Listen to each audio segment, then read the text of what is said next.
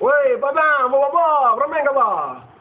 Oh, cantik ah. Betul hampa api beromek tak nak. Aku tunggu hampa tak ni. Hampa ingat aku ni apa? Kuli bapak hang. Relax ah, main pelan-pelan. Kami laju-laju. Hang kalau siapa? Hang kau tak keras. Orang jadah orang ni. Kalau butuh awak ingat aku tak pakai pakai abang jeri. Weh, relax gaduh. Weh, butuh pak hang kali perempuan ni aku tak kajang kali dengan pak hang aku tak kajang.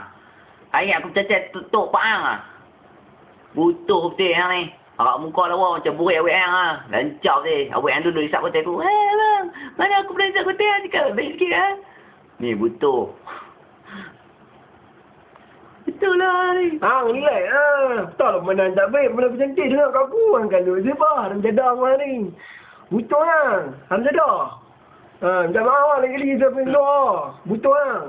Haram kau dah. Tak boleh main.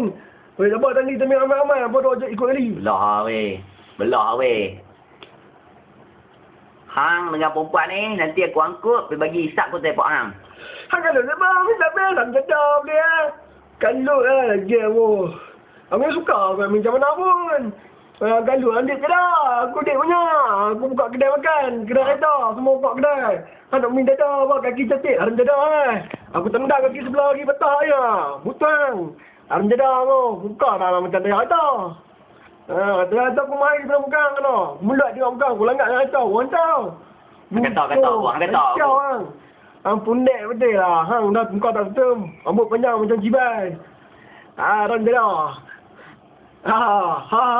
Muka hang aku tahu lah kau tak keras. Duk gelak awak. Tak kata apa lagi. Ramu, pelak mu. Bukan hang, betul. Ramu, tak jumpa jangan lah. Orang lelaki kau tak keras hang, kau tak keras. Haram jadah. Boleh pelak betul hang ni. Kita akan ambil. Biar aku makan dulu. Hang jangan kandung ni. Relax lah, sorang-sorang lah. Butuh hang lah. Kau tak keras. Haram jadah. Kepala lucu hang. Kepala hang, mak cok ni.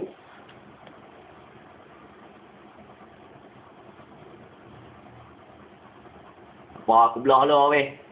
Hampir mampu dengan balak hang. Belak tak dapat dia belah lah. Haram jadah boleh.